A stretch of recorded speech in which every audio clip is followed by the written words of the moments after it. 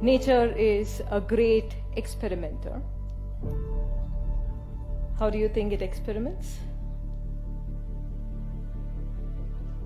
Basically, it discards the species that is not supporting the whole. And it has constantly experimented over millions of years. It has discarded the dinosaurs. It has discarded probably the saber-toothed tigers. It has discarded Ramapithecus. It has discarded the Neanderthals.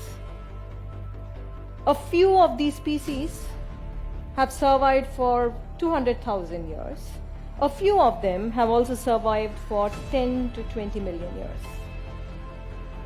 So this is just information for you. But the question is, how sure are we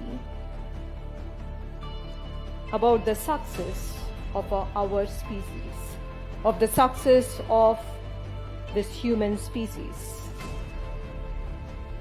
Are you sure we're going to survive forever?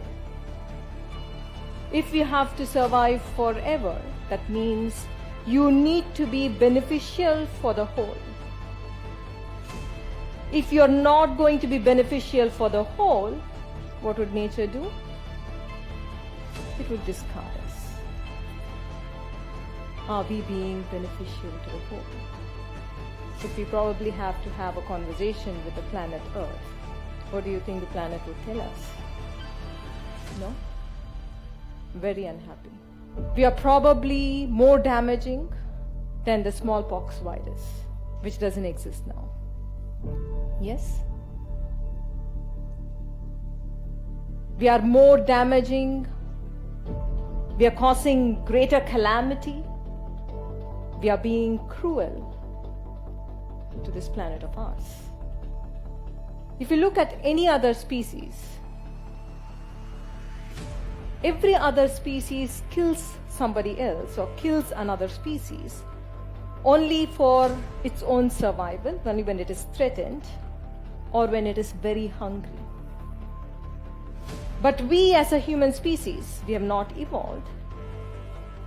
But we as a species kill another species, not for our own survival, but to prove our superiority over the other, to prove our dominance over this entire planet, or sometimes even for pleasure. There is a huge noise outside in the world about the virus, the coronavirus. What if this coronavirus is nature's way of eliminating the human virus? There is a huge possibility, right? We are not being beneficial to the whole. If we are not being beneficial to the whole, we have seen again and again that nature discards us. In the current situation, China is not the problem. The Chinese people are not the problem. What is the problem? The problem is our own consciousness. We are living and experiencing life in separation. We are living and experiencing life as though we are separate from everybody around us. And this separation-driven consciousness has its own repercussions.